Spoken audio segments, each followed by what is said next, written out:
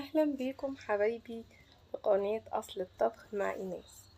النهاردة هنعمل مع بعض اكلة اقتصادية سهلة جدا وسريعة في نفس الوقت. هتقدري تعمليها لو انتي مستعجلة، لو انتي في مصيف. مش هتاخد معاكي وقت خالص، مجرد نص ساعة هتعمليها. وبطل طبختنا النهاردة هو الصدوق.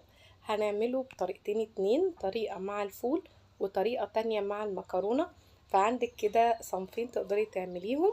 الصنف اللي يريحك تقدري تعمليه لولادك ويكون معاكي بسرعة. مقاديرنا عبارة عن نص كيلو من الصدوق، ومعانا فول انا عامله له صلصة، وبصل جوانح وفلفل الوان وفلفل اخضر، والبهارات بتاعتنا الشطة والكمون والملح، وحاطة توم كده كمية معقولة عشان احطه مع الصدوق. هبتدي ان انا اجيب طاسة او صينية زي ما انتي عايزة. احط كمية من السمنة على شوية من الزيت، وبعد كده لما يسخنوا ابتدي ان انا اضيف الصدوق عليه واشوحه شوية. وبعد كده هبتدي ان انا احط البصل اللي انا مقطعاه جوانح. البصل تدبل كده معايا شوية، هبتدي احط لها الفلفل. ممكن تحطي فلفل حامي، برضو الوصفة دي بتبقى حلوة فيها. ولو انتي مش عايزة خلاص تقدري تحطي فلفل عادي.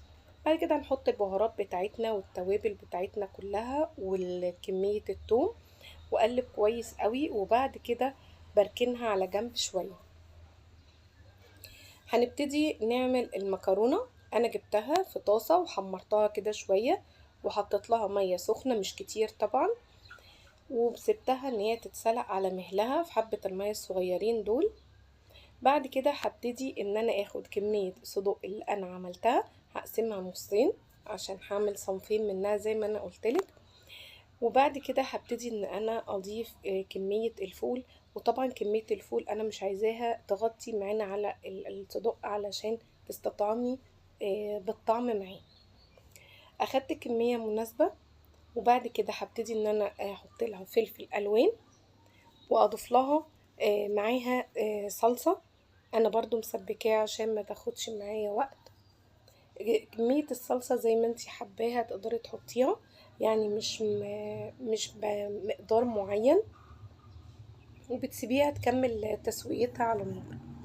بعد كده في باقي الصدق بتاعنا هحط برضو حوالي معلقتين كبار او كبشتين كبار من الصلصة المتسبكة برضو، واسيبها برضو على النار مع بقية الصدق بتاعنا.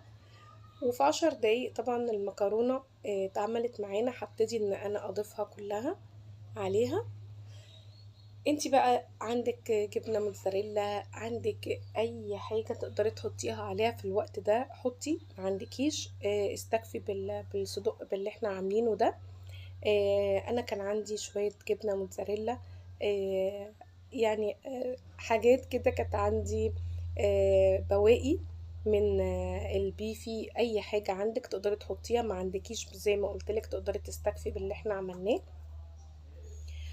بعد كده هبتدي ان انا احطها في الفرن يا دوبك كده تاخد لون عليها، وبطفي عليها الشواية.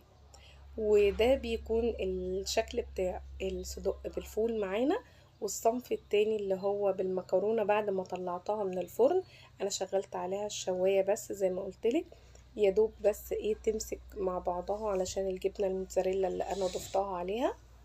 وده بيكون الشكل بتاعه في الاخر. واتمنى ان الفيديو يعجبك، ولو عجبك الفيديو ما تنسينيش في اللايك والاشتراك في القناة وتفعيل الجرس عشان يوصلك فيديوهات.